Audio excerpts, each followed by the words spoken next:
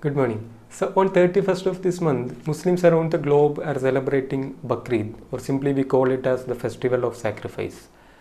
In the past, I too celebrated this festival. I remember I was very eager to celebrate with my friends. And as a free thinker, when I think of this festival in 2020, I feel this festival is, it is something not to be celebrated. It should not be celebrated. It is something against the human rights. Why it is? I'll share my thoughts with you people. Now I'll tell you the story as it is in the religious texts. As you know, this story is told in Islamic tradition. It is there in Christianity and Jewish religion too, but mainly in Islamic tradition. Some hints are given, some indications are given in Quran, and the full text is given in Hadith texts. Full story can be found out in Hadith texts. Okay, the story is very simple.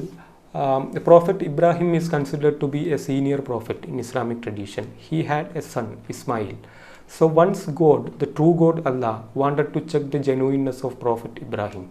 So what he had done is, he had appeared in the dream of Prophet Ibrahim and told to sacrifice his own son, Ismail. Sacrifice in the sense to cut the throat of his son, Ismail. Okay, that is what told in the religious texts. On the very next day, without any hesitation, Prophet Ibrahim had taken his own son Ismail to a desert and started to cut his son's throat. So just before finishing it, Angel Jibril appeared before him and given a goat to Prophet Ibrahim and told that God had been happy with the genuineness of Prophet Ibrahim. So now he can retreat from this effort after sacrificing this goat instead of son. That is what the story is. Now we can analyze the rationale, the logic of the story from three different aspects. First one is from the side of God, from the viewpoint of God. You think about this God. This God is very powerful, as it is told in religious texts. And in the very beginning, he had created everything. All the animations and inanimations, literally everything. Now he wants to check the genuineness of his own creations, it seems. And the way which he selected to check the genuineness of his creation is very cruel actually. It's horrible, because he told a father to cut the throat of his own son. And this God is, the same God is told to be very merciful in the religion. Isn't it a contradiction?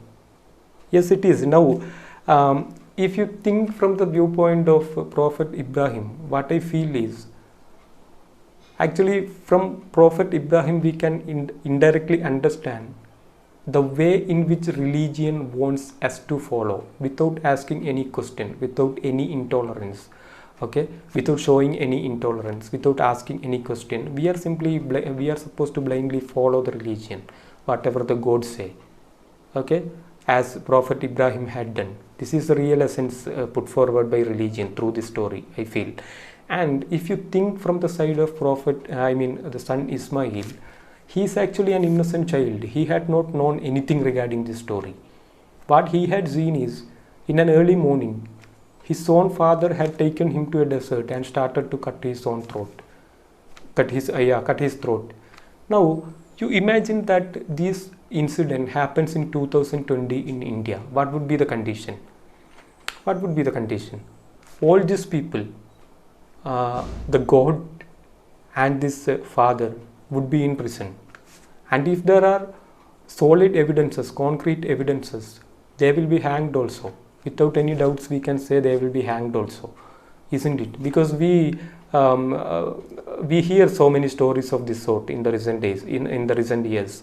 Now, what I want to say is, in the actual society, in a modern society, like in which we live, this story is very bizarre. This story is, something which is considered to be obnoxious.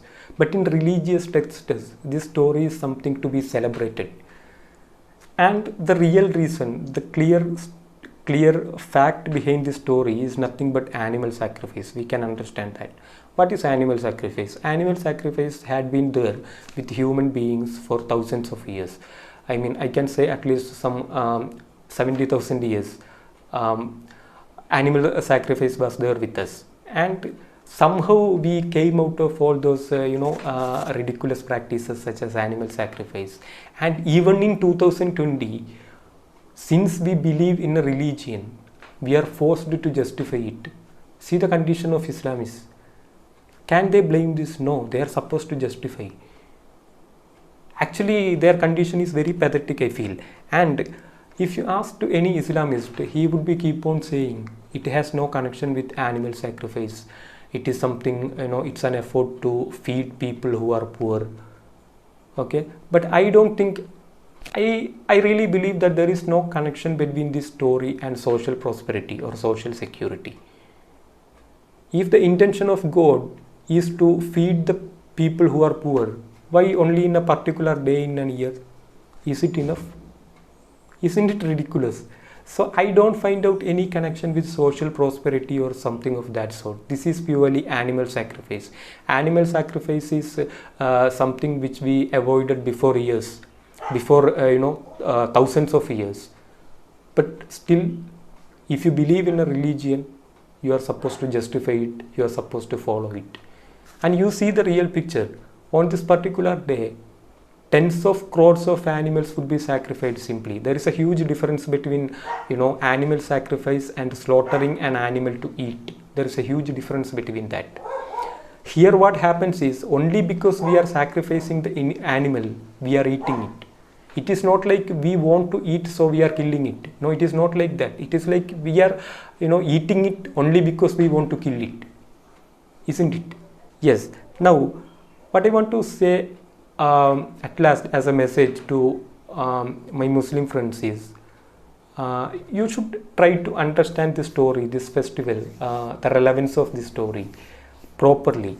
And what I felt is, a huge majority, a lionel majority of the people, believers of any religion, do not actually know anything regarding their religious practices.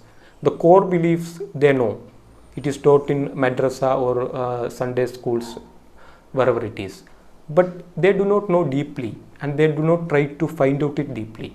If they try to find out it deeply, I think they will become free thinkers. Because as I told you earlier, we will feel that these kinds of religious practices are very obnoxious, and it is something to be avoided.